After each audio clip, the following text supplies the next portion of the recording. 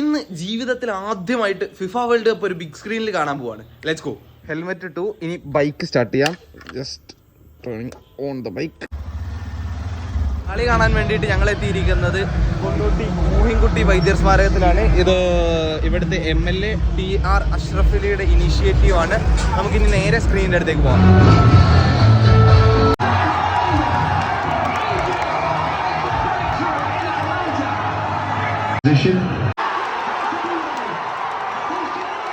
Half time ആയി. തൽക്കാലം ഇവിടെ കളി കാണുന്നത് നിർത്തുകയാണ്, കാരണം നാളെ രാവിലെ ഏർലി എനിക്ക് ഓർബിറ്റൽ ക്ലാസ് ഉണ്ട്. അപ്പോൾ ഇനി ബാക്കി നാളെ രാവിലെ കാണാം. Good morning guys. എന്തൊക്കെയാണ് ഇന്നലെ രാത്രി സംഭവിച്ചത്? ഞാൻ ഇന്നലെ ഹാഫ് ടൈം വരെ കൃത്യമായിട്ട് കളി കണ്ടു.